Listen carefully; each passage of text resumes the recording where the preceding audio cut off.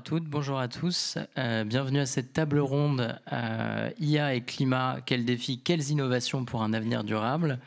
On va passer 1 heure ensemble aujourd'hui pour réfléchir, pour discuter de ce sujet très complexe. On va le voir, Big cette année, c'est sur le thème de la vérité. Et il est difficile d'avoir une vérité aujourd'hui sur l'impact environnemental de l'IA.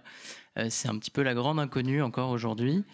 Même si aujourd'hui on reçoit des intervenants qui vont nous aider à y voir plus clair.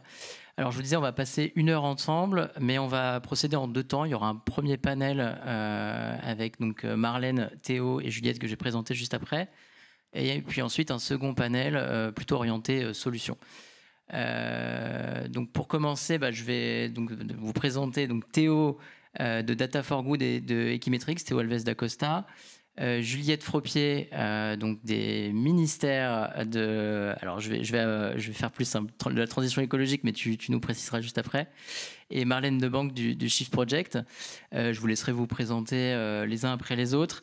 Mais pour commencer, déjà Théo, est-ce que tu pourrais nous expliquer, nous donner déjà un aperçu de ce que ça recouvre en fait, l'impact environnemental de l'IA?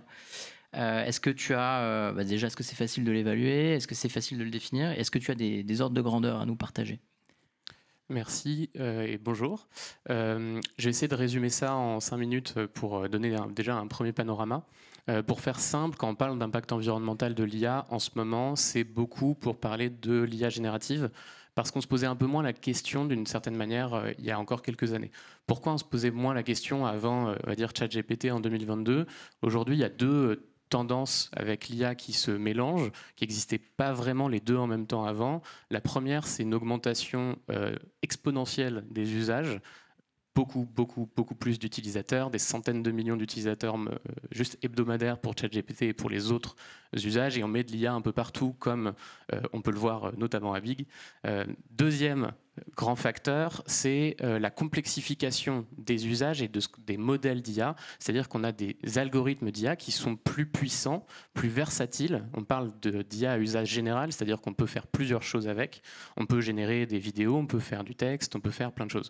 Pour donner une idée, générer une vidéo, par exemple, ça va consommer autour de 1000 fois plus d'énergie en ordre de grandeur que générer une image, qui va consommer autour de 100 fois plus en ordre de grandeur que générer du texte, qui va consommer autour de 1000 fois plus en ordre de grandeur que classifier du texte, par exemple, comme pour classifier des spams dans une boîte email. Donc on a une complexification des usages et une augmentation de l'usage qui viennent en même temps. Ça, c'est quelque chose qui est assez nouveau. Et du coup, comme on a ces deux facteurs en même temps, ça nécessite beaucoup plus de puissance de calcul. Cette puissance de calcul, on vient la chercher à des endroits qu'on n'avait pas forcément avant à ce point-là, c'est-à-dire dans des centres de données, parce que, on va dire, nos ordinateurs ne suffisent plus pour assumer ces calculs-là.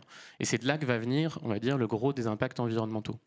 Pour donner une idée, même si il y a plein d'optimisations qui sont faites, on va parler d'IA frugale, on va parler à plein de niveaux, au global, ce qui se passe en ce moment, c'est qu'on a au moins un doublage de la puissance de calcul tous les 3 mois, ce qui est beaucoup plus rapide que ce qu'on a eu à présent dans l'histoire de l'informatique. Donc ça va avoir plusieurs impacts environnementaux. Qui dit beaucoup plus de data centers qui consomment beaucoup plus de puissance de calcul. Le premier sujet au niveau macro, c'est l'électricité. Je ne vais pas trop en parler parce que Marlène va donner beaucoup plus de chiffres après. Mais en gros, maintenant, on a des data centers, des centres de données qui sont tout simplement 10, 20, 30, 50 fois plus gros qu'avant. De la taille, on va dire, maintenant d'un réacteur nucléaire, alors qu'avant, c'était plutôt de la taille d'une éolienne en termes de comparaison, en termes de puissance électrique que ça nécessitait. Et cette puissance électrique, il faut la produire en grande quantité, il faut la raccorder très vite au réseau. Ce qu'on voit, et je passe à un deuxième impact macro, sur les émissions de CO2, c'est que du coup, dans la plupart des pays du monde, pour pouvoir alimenter très vite une grosse puissance électrique, on va avoir besoin de centrales à gaz, parce qu'on peut mettre des turbines à gaz aux fesses du data center, et ça va beaucoup plus vite que d'attendre d'être raccordé à un réseau d'énergie renouvelable, par exemple. Donc on voit aujourd'hui une augmentation drastique des émissions de CO2. Ensuite, il y a le sujet de l'eau, parce que quand on met beaucoup de puissance de calcul, ça va chauffer. Une des solutions pour refroidir un data center, qui est très populaire parce qu'elle est assez économique au final dans plusieurs pays du monde, c'est d'utiliser de l'eau potable par évaporation. Donc dans certaines régions du monde, on va avoir beaucoup d'évaporation d'eau, de consommation d'eau, et en plus il y a plein d'eau qui est consommée dans tout le cycle de production d'électricité. Donc ça c'est au niveau macro. Ça donne déjà une première idée. Et au niveau micro, pour finir, pour donner un peu une idée, quand on a un data center à côté de chez soi, c'est une grosse infrastructure de métal, un grand hangar qui peut prendre beaucoup de terrains de foot, et ça pose plein de questions sociales et environnementales d'avoir ce data center à côté. Par exemple, il y a plein de pollutions de l'air qui sont dues aux générateurs de secours ou aux turbines à gaz ou à l'approvisionnement en électricité qui va causer plein de cas sanitaires. Par exemple, en France, on a des cas où l'autorité environnementale a déclaré que ce serait quand même pas mal de décaler une école, de déplacer une école parce qu'un data center allait être mis à côté d'une école, pour donner une idée du niveau de pollution que ça peut engendrer. Ensuite, il peut y avoir d'autres questions. Par exemple, dans pas mal de pays du monde, ça va demander de moderniser les infrastructures électriques, ce qui va augmenter au final la facture d'électricité pour les habitants qui sont autour. Ou alors, ça va poser des questions de conflit d'usage, parce qu'un data center, au niveau global, ça représente de l'électricité, mais au niveau local, ça peut représenter 20-30% du réseau électrique local, ce qui peut poser à nouveau plein de questions de est-ce qu'on utilise l'électricité pour ça ou pour autre chose. Voilà, ça fait un grand panorama. Ouais, très complexe. On voit qu'il y a des impacts en fait sur toute la chaîne, et puis ça concerne pas que le climat. C'est en fait aussi il y a des impacts sur la consommation d'eau, sur les ressources, et puis des impacts sociaux. Marlène, je vais te laisser te présenter rapidement et nous présenter les travaux que vous avez menés avec le Shift justement sur le sujet très récemment. Ça marche. Bonjour à toutes et tous. Donc le Shift Project, c'est un think tank qui travaille sur la décarbonation de l'économie française. On a des travaux qui sont très infrastructurels comme les industries et d'autres qui vont être très serviciels comme la santé. Et ce qui est intéressant avec le numérique et l'IA, c'est qu'on vient coupler les deux entre centres de données finalement et IA. Je ne vais pas vous présenter toutes nos méthodologies, tous nos chiffres, tous nos travaux parce qu'on publie ça le 1er octobre. Et donc vous êtes tous et toutes invités. Et ce que vous pourrez trouver dans nos travaux, c'est des entrées à différentes échelles, mondiales, européennes, française nationale et française territoriale. Et à chaque échelle, on ne répète pas bêtement un exercice. Ce qu'on fait, c'est qu'on regarde vraiment les enjeux à ces endroits-là. Et Théo l'a déjà commencé à l'expliquer. On n'a pas vraiment les mêmes enjeux à toutes les échelles. J'ai choisi pour ce matin de vous parler de ce qui se passe à l'échelle mondiale. À l'échelle mondiale, premier point, la consommation électrique des centres de données. Il y a eu un moment dans l'histoire où on a pensé que ça allait plafonner. Ça n'a pas plafonné, ça a augmenté. Non seulement ça a augmenté, mais ça a accéléré. Les taux de croissance, avant c'était à peu près 7% par an, maintenant c'est 13% par an en consommation électrique. En ce moment, à l'échelle du monde, on est sur une France en consommation électrique pour les centres de données. Ça, c'est la consommation en phase d'usage. Si on veut commencer à aller regarder ce que ça veut dire en termes d'impact climatique en émissions de gaz à effet de serre, il va vous falloir que je vous dise cette électricité, avec quoi elle est produite. Il va falloir que je vous parle de la phase de fabrication. Il va falloir que je vous donne aussi des prévisions sur la consommation électrique en phase d'usage, parce que là, je vous ai pitché que ce qui s'est passé dans le passé. Ce qui est prévu de se passer à l'avenir, c'est encore une augmentation. Donc peut-être d'ici 2030, l'équivalent de 3 France en électricité à l'échelle de la planète. Tout ça pour alimenter à la fois des usages cloud, d'hébergement de sites web, de plateformes vidéo, etc. Le boom ou phénomène IA génératif qui prend une part importante. Là, je retise ce qu'on a fait dans notre rapport, mais on a essayé d'évaluer ça en fait à l'échelle macro avec différents types de méthodes. Et les crypto-monnaies. Parce que on n'en parle pas tant que ça, mais en fait, ça prend une part importante de la consommation d'électricité. L'électricité, Théo l'a un peu dit, le move du moment, surtout aux États-Unis, c'est de se tourner vers le gaz.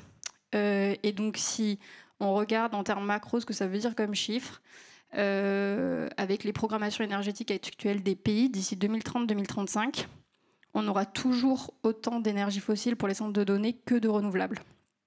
Donc on n'est pas sur une vraie transition énergétique qui est en train de se faire, mais plutôt une transition énergétique un peu contrariée, en tout cas pour cette demande pour les centres de données. Donc il y a espoir et à la fois dans cette filière l'envie de s'affranchir de ces sources d'énergie fossile. N'empêche que là, on est en train d'en construire et quand bien même les centres de données se débranchent, au mieux c'est des actifs échoués, au pire c'est réutilisé pour autre chose et on en remet encore un peu dans l'atmosphère. Donc voilà pour la partie type d'énergie. Et maintenant pour la partie impact à la fabrication. à l'échelle mondiale, c'est à peu près 75% pour l'usage, 25% pour la fabrication. Donc c'est moins pour la fabrication, on le regarde moins aujourd'hui. Mais plus on va décarboner notre électricité, plus la part de la fabrication va augmenter. C'est un peu comme pour les voitures électriques. Une fois qu'elles sont électriques, on commence à réfléchir à l'impact de la fabrication. Là, c'est un peu pareil pour les centres de données. Donc sur ce sujet de fabrication, il y a un petit peu des choses à activer un petit peu en anticipation, de façon à pouvoir dans le futur aussi décarboner toute cette partie-là de la filière. Maintenant, on somme et on multiplie ces 3 trucs. Qu'est-ce que ça nous donne en émissions de gaz à effet de serre ? D'ici 2030, on pourrait être sur l'équivalent de... Je reformule. Entre 2020 et 2030, on est en train d'ajouter 2 France en termes d'émissions de gaz à effet de serre dans l'atmosphère. Donc chaque année, un cheptel bovin français dans l'atmosphère. Autant vous dire que c'est beaucoup. Et c'est beaucoup qui n'a pas été anticipé. Donc, ce beaucoup qui n'a pas été anticipé, je pense qu'il faut le recaler un petit peu dans le contexte climatique. On n'est même pas à 1,5 degré de réchauffement. On perd des points de PIB et 3000 personnes par canicule. En cumulé, on a 2 millions de maisons françaises qui cassent à cause des sécheresses et 5 milliards par an pour les sécheresses. Tu me corrigeras si je dis des bêtises. Et donc là, on amplifie un petit peu ce phénomène.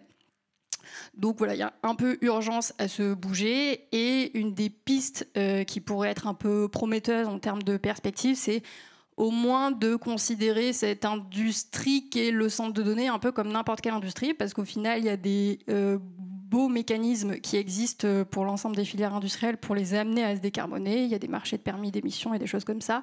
Là, on a une filière qui échappe à ces mécanismes. Donc finalement, il y a un peu aucun monde et aucun signal qui vient les inciter à se décarboner. Donc peut-être que la première priorité, ce serait de au moins mettre un petit signal.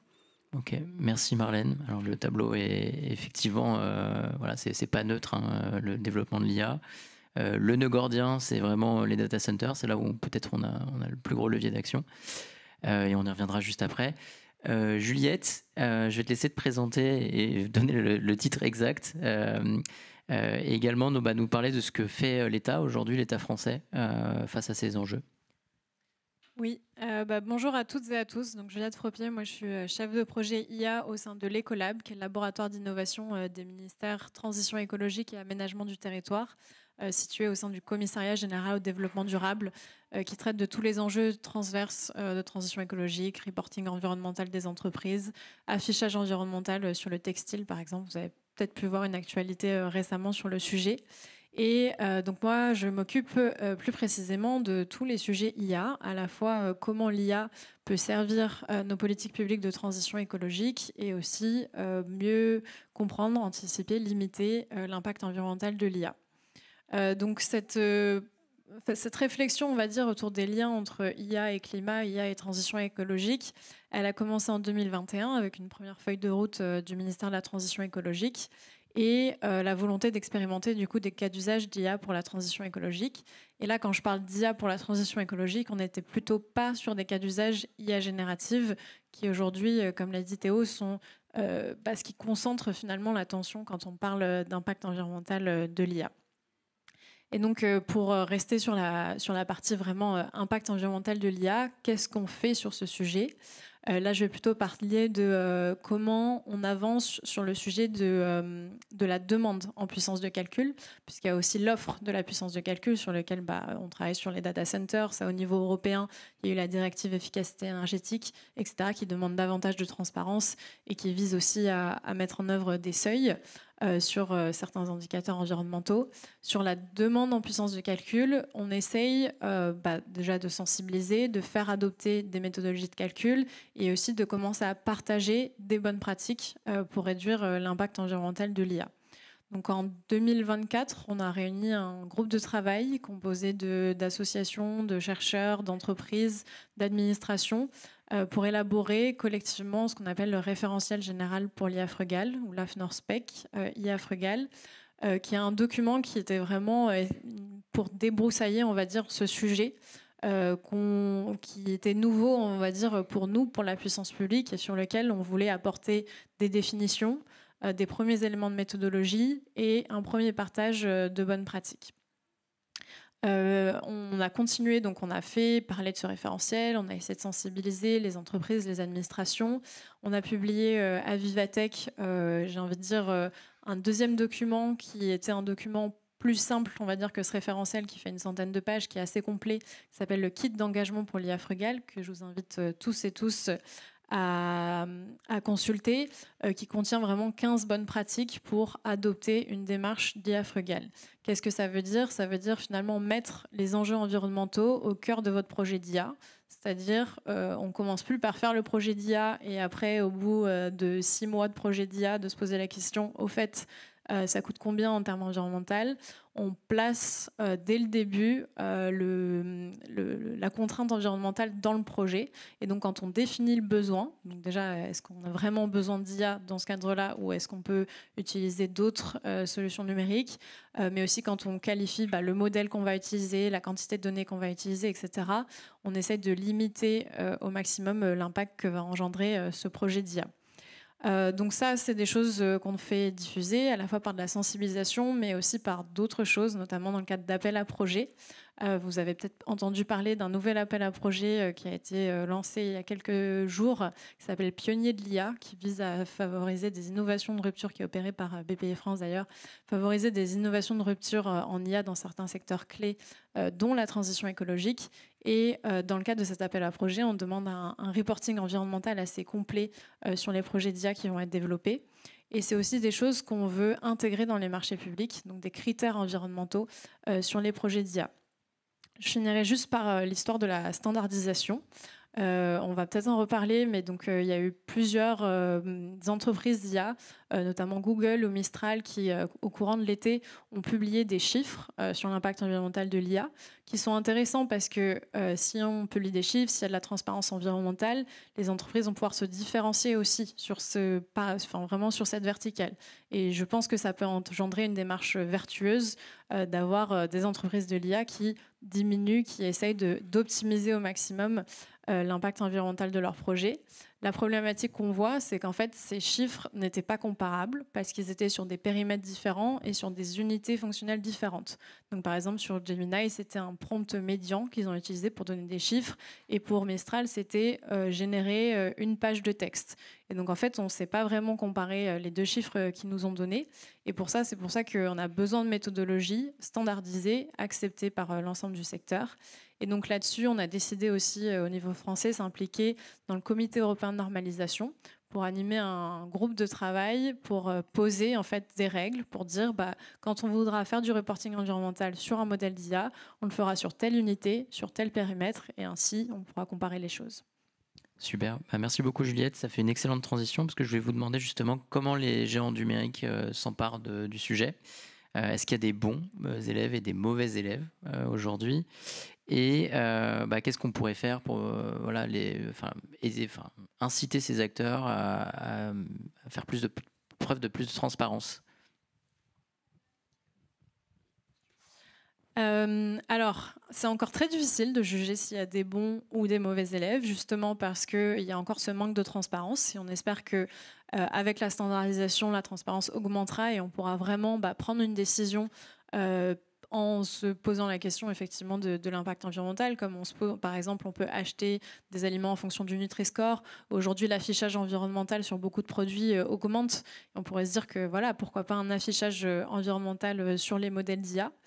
Les géants du numérique aujourd'hui, c'est forcément, j'ai envie de dire, sur la question environnementale, ils commencent à publier des chiffres, à essayer de prendre en charge ce sujet. Mais au-delà de ça, c'est une question qui se pose sur l'approvisionnement énergétique. Au-delà de juste la conscience environnementale, en fait, aujourd'hui, ils ont besoin d'avoir accès à davantage d'énergie. Donc, ils vont au-devant des gouvernements pour demander effectivement des raccordements énergétiques, davantage de puissance énergétique. Et aujourd'hui, collectivement, effectivement, il faut qu'on se pose la question quelle puissance énergétique, avec quel type de centrale. En France, on a la chance d'avoir une énergie qui est très décarbonée. et avec une capacité aussi à raccorder pas mal au réseau. Mais dans d'autres pays, ce n'est pas du tout le cas. Et on voit malheureusement qu'il y a des pays qui s'éloignent des engagements environnementaux qu'on a pris il y a 10 ans et qui n'hésitent pas, du coup, face à cette montée en puissance de l'IA, comme l'a dit Marlène, à lancer des nouveaux projets qui s'éloignent de la décarbonation qu'on souhaiterait avoir.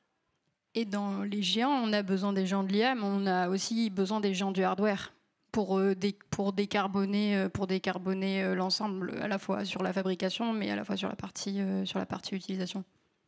Et d'ailleurs, ces géants qui tendent à s'allier, on voit les joint ventures qui sont en train de monter, les levées de fonds, ou l'investissement par exemple de Nvidia très récent dans OpenAI.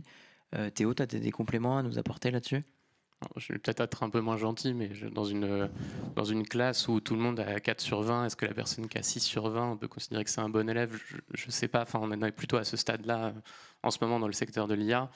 Par exemple, Google qui fait plein de choses, ils optimisent plein de choses pour réduire les émissions et on ne peut pas leur enlever ça, ont quand même augmenté leurs émissions de CO2 de 50%, leur consommation d'eau de 50% et sont sortis de leurs objectifs de neutralité carbone. On est dans et c'est peut-être dans les meilleurs élèves dans ce qu'on peut comparer. Ce qui est compliqué en fait pour aujourd'hui, c'est qu'il faut se rendre compte que de toute façon, ils font déjà en fait une forme de maximum opérationnel de ce qu'ils peuvent faire. Parce que ça coûte beaucoup trop cher aujourd'hui de faire de l'IA générative. Quand on a des investissements en CAPEX qui sont à hauteur de plusieurs centaines de milliards, quand les coûts de puissance de calcul, par exemple pour OpenAI en 2024, sont autour de 9 milliards, alors qu'ils ont seulement 4 milliards de revenus, et ils ont un total, la partie puissance de calcul, c'est 6 milliards de dépenses sur les 9 milliards de coûts totaux qu'ils ont eus l'année dernière. Et donc forcément, ils font déjà en fait tout ce qu'ils peuvent pour pouvoir optimiser dans tous les sens, pas tant pour des raisons environnementales que pour juste essayer de ne pas être en déficit trop longtemps, quoi. Et aujourd'hui, il n'y a pas de plan de retour sur le profit malgré toutes les levées de fonds pour les acteurs de l'IA générative, quel que soit l'endroit dans la chaîne de valeur. Et donc, en gros, tant qu'on est dans cette accélération exponentielle, il n'y a pas vraiment de bons ou mauvais élèves, parce que de toute façon, on est sur une fuite énergétique totale qui n'a pas de solution en tant que telle si on garde cette trajectoire-là. D'accord. Donc là, si je comprends bien, on est dans un moment où les gros acteurs investissent à perte dans une espèce de course à la construction de data centers et de puissance de calcul, perdent toujours plus d'argent et le moment de la rentabilité n'est pas venu. Et ça, c'est plutôt sur l'IA générative, si j'ai bien compris. Est-ce qu'il n'y a pas une troisième voie à prendre en Europe, en France, avec des modèles d'IA plus frugaux ? Je ne sais pas si ça fait partie des solutions qu'on pourrait mettre en avant. Oui, tout à fait. Je pense il faut effectivement qu'on rentre dans une démarche d'une IA compatible avec nos objectifs environnementaux. Donc ça ne veut pas dire demain il faut qu'on arrête l'IA. Il y a beaucoup de choses que permettent l'IA qui sont très positives et je pense que la deuxième partie aussi de cette session le montrera. Je pense qu'aujourd'hui il y a des voies qui sont possibles. On a parlé d'IA non générative, mais il y a aussi des modèles d'IA qui sont plus spécialisés, qui vont être plus petits, plus adaptés à un contexte et sur lequel, plutôt que de faire tout et n'importe quoi avec, on parlait des modèles d'IA à usage général, on va orienter des usages très précis, que ce soit dans le domaine de la médecine ou dans le domaine de la transition écologique. En fait, la problématique aujourd'hui, c'est que les usages de l'IA générative, ils explosent, mais pour des usages qui vont pas vraiment dans le sens de davantage de transition écologique ou de davantage d'apport à l'humanité, puisque c'est principalement des générations d'images Studio Ghibli, c'est vraiment pour soit du divertissement, soit pour de la publicité ciblée. Donc il y a vraiment, je pense, en France, un enjeu à trouver les bons usages de l'IA et à adopter une démarche raisonnée autour de l'IA avec des modèles plus petits, ciblés et en se posant la question de est-ce qu'on a vraiment besoin d'IA pour tel cas d'usage et en apportant de la transparence du coup sur les usages qu'on fait de l'IA et l'impact environnemental qui est lié. Pour compléter, avec Juliette, on avait organisé pour le sommet d'action de l'IA une compétition sur l'IA frugale justement, dans lequel on avait demandé à plein de gens dans le monde entier de venir trouver des solutions à des questions très ciblées autour de la transition écologique, mais sous contrainte d'un maximum énergétique à pas dépasser. C'est-à-dire qu'il devait faire quelque chose qui faisait le job, mais qui qui consommait le moins d'énergie possible. Et ça, c'est le plus important. C'est comme tu le dis, ce qui résume dans l'IA frugale. D'abord, c'est la question de l'usage. Est-ce qu'on en a vraiment besoin? Et ensuite, en fait, d'avoir une contrainte. Il n'y a pas vraiment d'IA frugale si jamais il y a derrière pas de contrainte maximale. Si jamais on a un maximum qui est imposé d'une certaine manière par une planification énergétique qui doit être discutée à travers les différentes filières, en fait, derrière, pour pouvoir réussir à faire face et continuer à innover, il faut justement aller optimiser et trouver des solutions.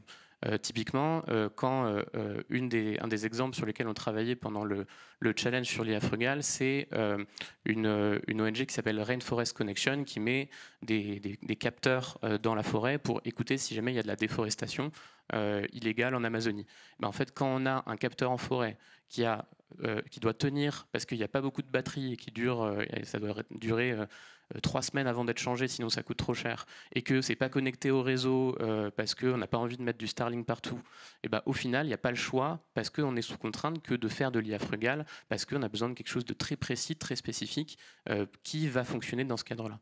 Et donc moi, je conjure à tous les entrepreneurs qui font des oser l'IA, pionniers de l'IA, etc., ça, ne faites pas de l'IA générative juste pour tester, faites-le pour faire des choses qui vous rapportent de l'argent à la limite, moi ça je suis d'accord, parce qu'au moins vous poserez les questions de le faire pour le bon cas d'usage et sous des contraintes financières et sans se créer des dépendances. Et au final, c'est une des meilleures manières de faire de l'IA frugale, c'est de juste pas en faire pour des choses qui servent à rien. Et pour ajouter, je crois que dans ce challenge, ce qui était extrêmement intéressant, c'est qu'il y a eu beaucoup d'innovations, en fait, justement dû à cette contrainte. On l'a vu, par exemple, sur ce cas d'usage qui était sur de la reconnaissance vocale.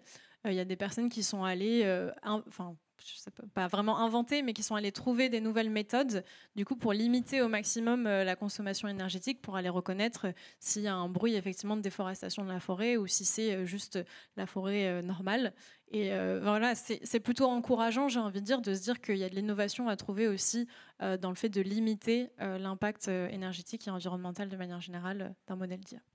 Et je prends la balle au bon sur le sous-contrainte, rajouter que c'est pas une vue de l'esprit quand on se projette dans un monde net zéro, que ça soit en 2050 parce qu'on a été très fort ou en 2100 parce qu'on en a marre d'avoir trop chaud. Dans un monde net zéro, on sait neutraliser 7 gigatonnes de CO2 à l'échelle mondiale. Là, aujourd'hui, les centres de données, ça va être quasiment 1 gigatonne. Mais après, à côté, faut manger, se chauffer, qu'est-ce qu'on a besoin d'autre, bouger, enfin bon, plein de trucs. Toujours est-il qu'au bout d'un moment, on a un quota. Plus on fait d'efforts pour être plus efficace, finalement, si on décline ça en conso-élec, plus la conso-élec à laquelle on a droit, elle est grande. Donc il y a un intérêt à faire des efforts pour essayer de rehausser ce plafond. Mais toujours est-il qu'à la fin des fins, il reste un plafond. Et donc je pense que s'habituer pour ces années 2050, 2060, à commencer à se dire ok, c'est bien ce raisonnement sous contrainte qu'il faut avoir pour construire nos produits et services. Je pense que c'est malin. Super. Bon, merci à tous les trois. On arrive presque au bout de la demi-heure. Ça nous laisse juste le temps de faire le roulement. Merci Théo, merci Juliette, merci Marlène. Je vais passer le micro à Claudia qui va animer cette seconde partie, et puis à Olivier, Alexandre et Célim.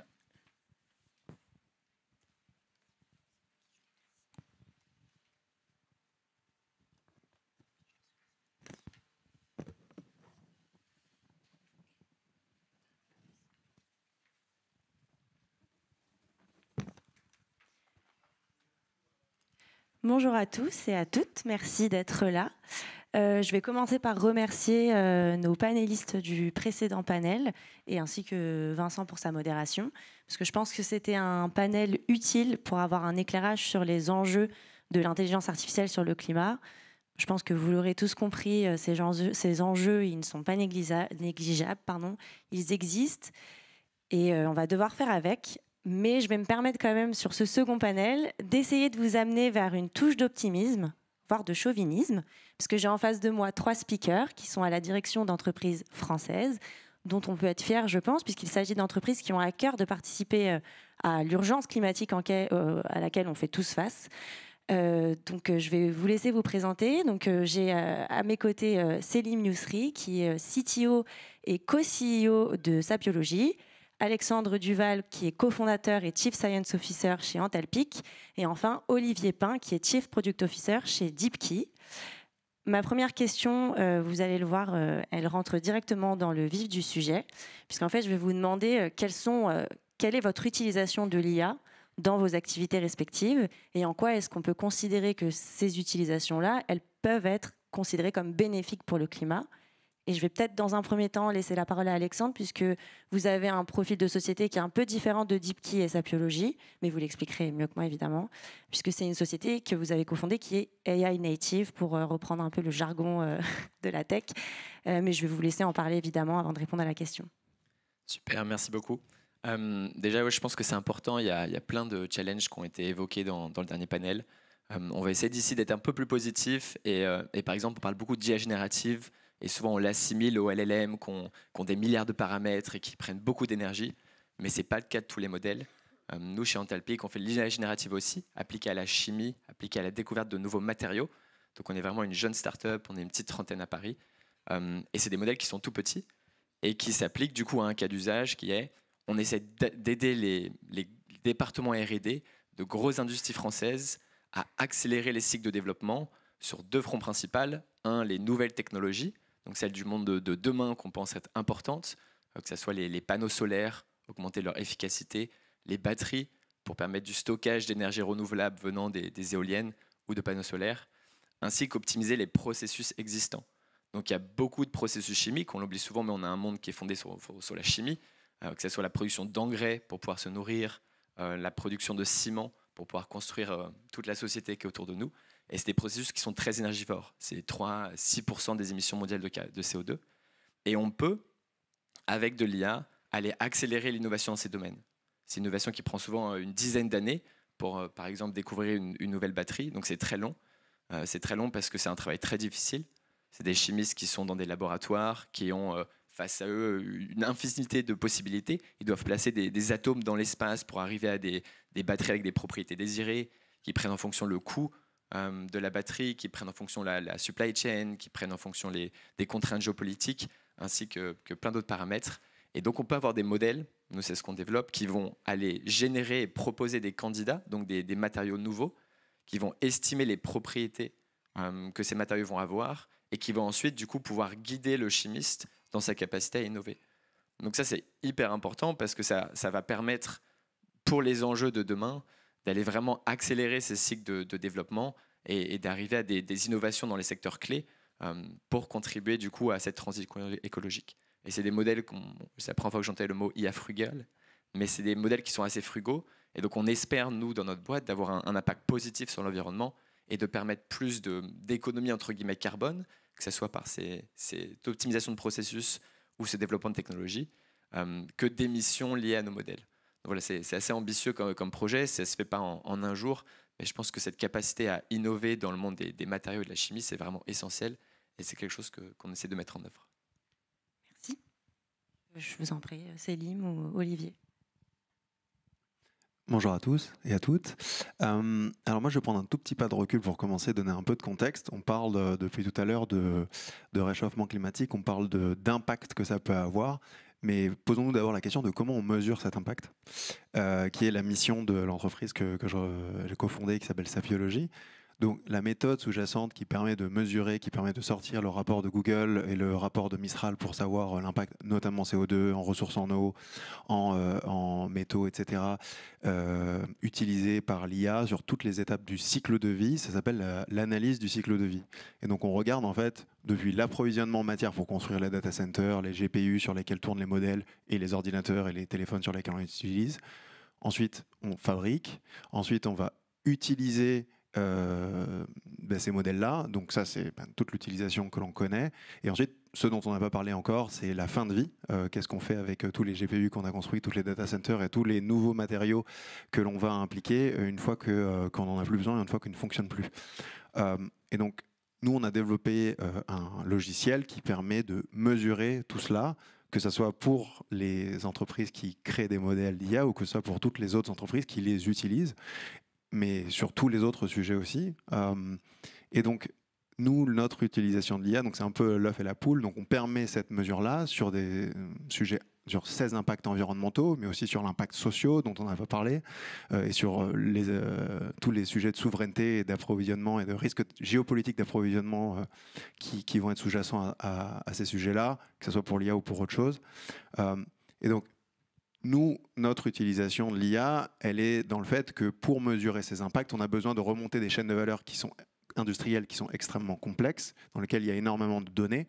Et donc, une des forces de ces modèles-là, notamment, c'est d'être capable de structurer des données qui sont a priori non structurées et difficiles d'accès. Et donc, c'est une des utilisations que l'on va avoir. Et ensuite, sur la note positive et sur un peu un levier d'optimisation, on va dire, de l'impact que vous pouvez avoir en utilisant ces modèles-là, moi, j'aime bien le coupler à la souveraineté. En fait, c'est compliqué de comprendre l'impact des modèles qu'on utilise. Par contre, plus on est proche des modèles que l'on fait tourner, donc c'est-à-dire si on le fait tourner sur nos propres data centers, si on fait tourner des plus petits modèles, on est capable à la fois en plus d'avoir des performances qui sont plus élevées et en plus d'avoir un impact environnemental, au-delà d'être plus petit, au moins d'être maîtrisé. Merci. Bonjour à tous. Donc, moi, je suis responsable produit chez DeepKey. DeepKey, on est une solution de référence pour accélérer la transition de l'immobilier. On cible les grands acteurs de l'immobilier, les fonds d'investissement, les foncières ou même des grandes entreprises.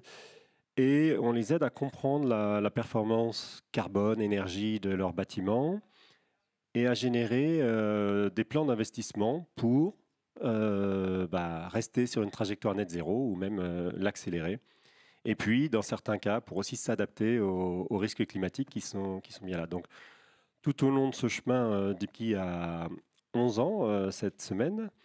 On a utilisé de l'intelligence artificielle, du machine learning pour pouvoir comparer des bâtiments qui sont sous des climats très différents, pour extrapoler de la donnée manquante, du deep learning. Et puis, effectivement, on utilise des modèles générationnels ces temps-ci d'abord pour extraire aussi de la donnée.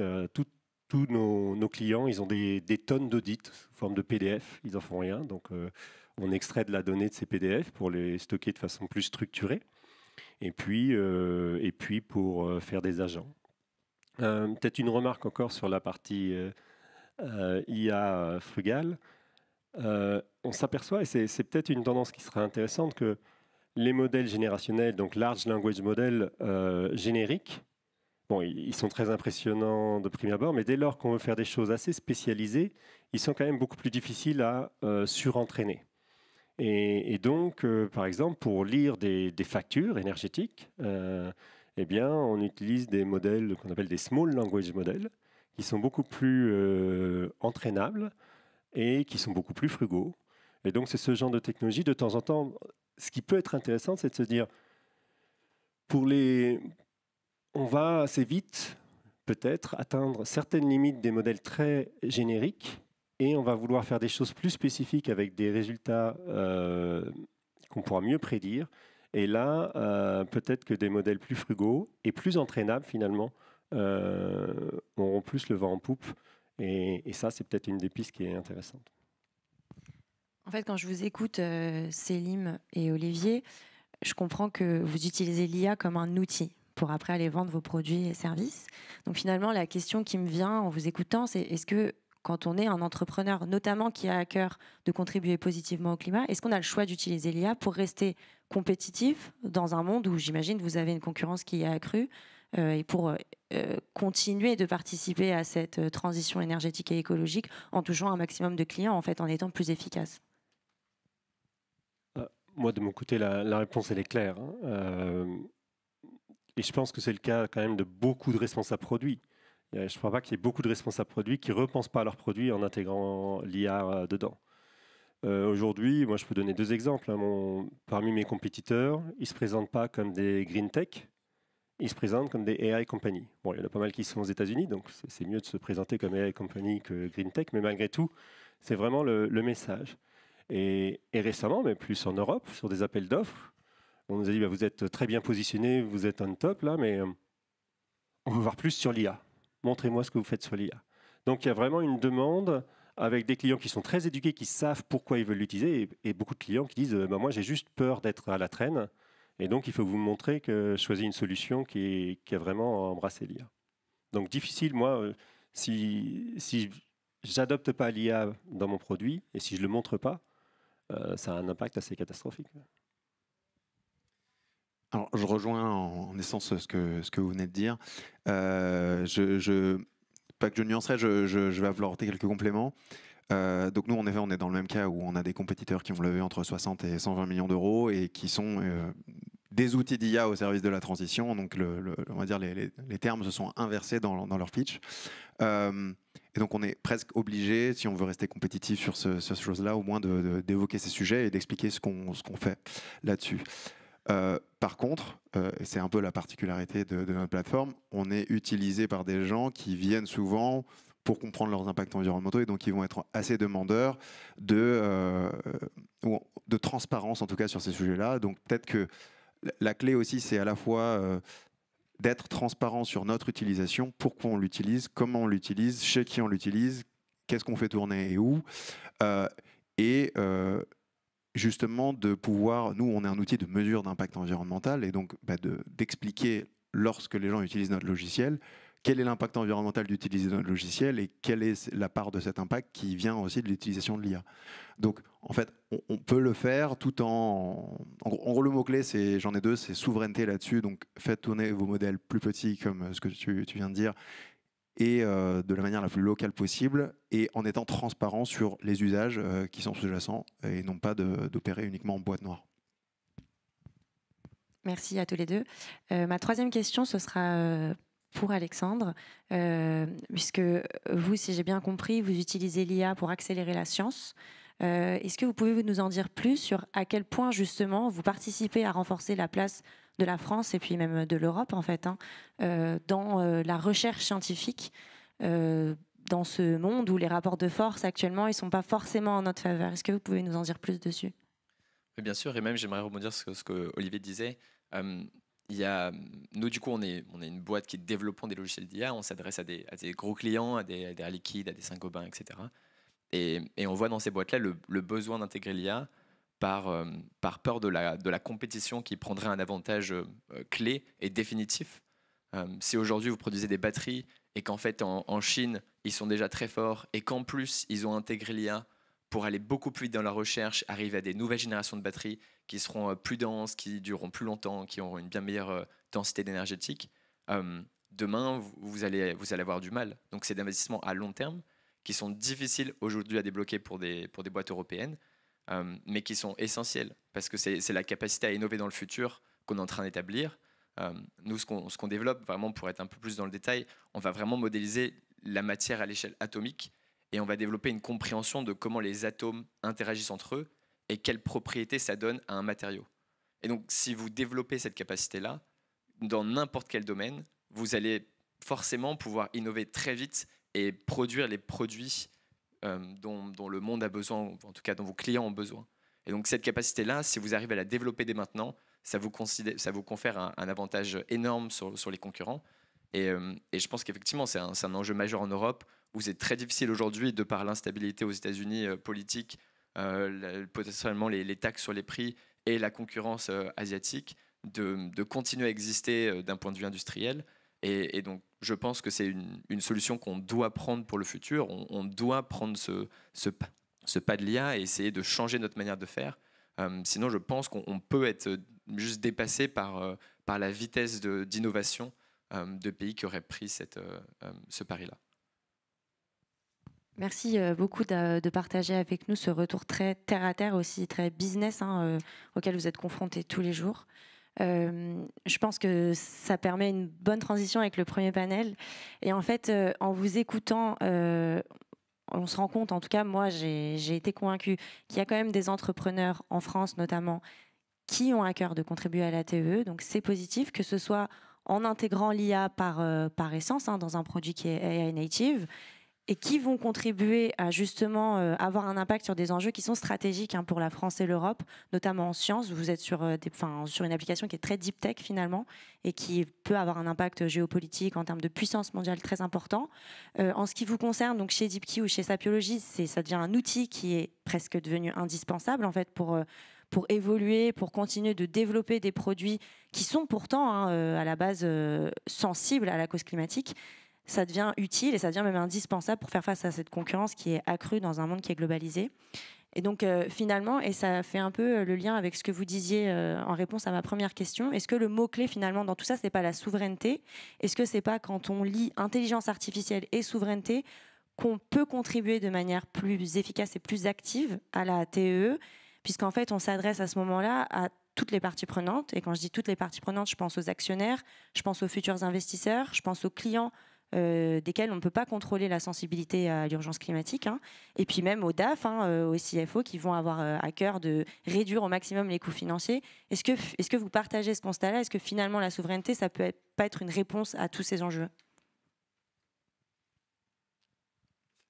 Oui, totalement, et je rebondirai d'abord peut-être sur ce que tu as dit Alexandre, tu as parlé de nécessité d'utiliser l'IA pour pouvoir innover à la même vitesse que d'autres acteurs en Asie ou aux États-Unis.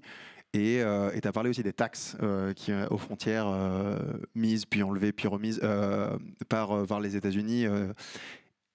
Donc ça, c'est très lié à la souveraineté, parce qu'on dépend moins de ces taxes-là si on maîtrise un peu plus sa chaîne de valeur.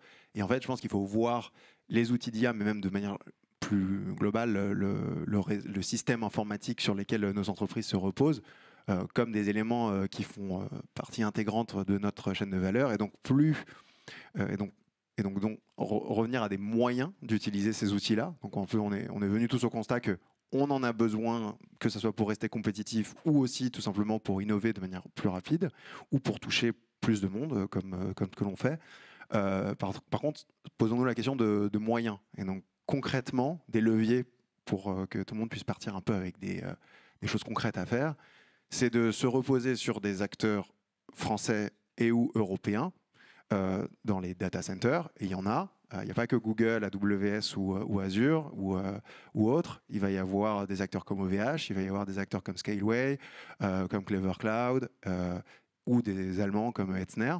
Donc déjà, on reste dans des data centers que l'on maîtrise plus et sur lesquels des outils législatifs importants comme par exemple le Patriot Act américain, qui en gros, je simplifie, permet à l'État américain de demander d'espionner sur certaines données dès lors qu'elles sont détenues par des entreprises américaines, même si c'est sur le sol européen. Ça ne s'applique pas, en théorie, aux entreprises qui sont françaises et qui donc sont sur le sol européen. Donc ça, c'est pour le sujet de quels sont les data centers qu'on va utiliser, quels sont les clouds qu'on va utiliser. Et ensuite, il y a le sujet des modèles. Par définition, tous les modèles, les plus gros modèles, ne vont pas nécessairement être disponibles sur ces data centers-là. Mais en l'occurrence, la tendance aujourd'hui, c'est plutôt d'aller vers des plus petits modèles plus spécialisés, donc on peut déployer sur ces data centers. Donc ça, c'est des moyens de en fait, pallier à un manque de souveraineté qui est un peu inhérent aux plus gros acteurs aujourd'hui. Et donc, c'est donc plutôt la souveraineté au service de l'environnement et non pas juste directement l'environnement. Donc je suis d'accord avec ça. Oui, alors moi je pense que l'IA, c'est quand même un enjeu de souveraineté énorme. Donc, il faut qu'on arrive à trouver et le climat également. Donc, comment on arrive à trouver les bons incentives et les bonnes réglementations qui vont s'assurer qu'on génère des champions français et européens de l'IA, qu'on les soutient, qu'on les aide à se développer. Et puis, on dit souvent que l'Europe est surtout la première à réglementer, mais ça marche. La RGPD, dans un autre domaine, a fait en sorte que tous les autres acteurs de la tech ont dû s'y mettre aussi.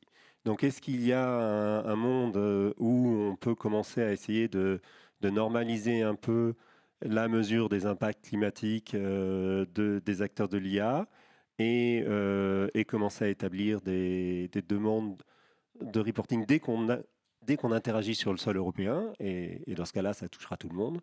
Bon, peut-être qu'il y a un milieu à trouver ici, mais en tout cas, ce qui est important, c'est que l'IA est rentrée dans le business et il faut absolument...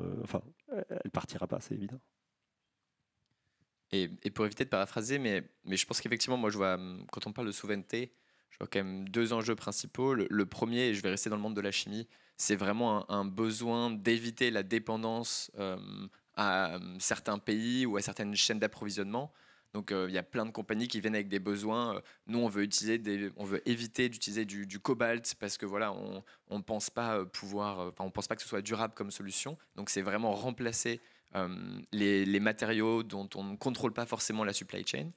Donc ça, c'est vraiment un enjeu fort et je pense que ça corrèle bien avec la souveraineté de pouvoir essayer de contrôler sa production, sa demande et de ne pas dépendre de facteurs extérieurs. Le deuxième point, ça serait davantage sur, effectivement, on parlait d'investissement, donner les moyens à des boîtes européennes de briller sur l'international. Et ça, je pense que c'est un facteur fort. Nous, on a des concurrents qui sont du coup aux États-Unis, au UK, qui ont beaucoup d'investissements, qui ont beaucoup de moyens. Et pour réussir à faire ce qu'on fait, il faut forcément des investissements en amont, il faut un écosystème supportif, parce que c'est des projets de recherche, c'est à long terme, c'est difficile. Et du coup, si on n'a pas un écosystème qui nous permet de se développer en tant que jeune start-up européenne, de grandir et de pouvoir aller aider nos industries plus matures, on va avoir du mal à garder cette souveraineté. Donc je pense que ça revient bien à ce que BPI France fait aussi beaucoup avec des jeunes startups, c'est donner les moyens et des conditions pour qu'on puisse se développer, qu'on puisse être compétitif et qu'on puisse créer un écosystème européen qui offre des solutions et qu'on ne soit pas obligé d'aller aux US ou parler même à des grosses boîtes étrangères parce qu'en fait la recherche n'est pas encouragée en France et que ce soit de notre côté ou du côté des grandes industries, si une grosse boîte, elle ne peut pas mettre du budget R&D et se projeter dans le futur parce que c'est trop difficile financièrement à ce moment-là pour elle, elle ne va pas non plus investir dans les technologies de demain et on va créer un peu un déficit important. Donc c'est un peu moins positif que ce qu'on avait annoncé comme note, mais il y a plein de solutions quand même. Il faut juste, je pense, mettre l'écosystème en place et le renforcer pour que des boîtes comme les nôtres puissent vraiment tirer leur épingle du jeu et pouvoir contribuer à un écosystème positif et notamment à utiliser l'IA à bon escient pour aller promouvoir des solutions de demain de manière standardisée, de manière contrôlée, tout en limitant notre impact carbone à nous et en essayant de minimiser l'impact carbone mondial de grosses entreprises. Merci. On a commencé ce panel, donc 7 heures ensemble, en parlant d'IA et climat. Je pense qu'on peut rajouter le mot souveraineté. En tout cas, j'ai l'impression qu'on est tous les quatre d'accord à ce sujet-là. Et j'aimerais qu'on reste sur cette note optimiste. Voilà, il y a des entrepreneurs qui participent à la TEE, qui utilisent l'IA à bon escient, si je puis me permettre. Merci à tous les trois pour votre intervention. Merci à tous pour votre présence. Il va rester quelques minutes dans la salle. Si jamais vous avez des questions, n'hésitez pas à venir vers nous. Au plaisir, si on se croise, de répondre à vos questions. Et autrement, je vous souhaite une belle édition 2025 de Big. Merci.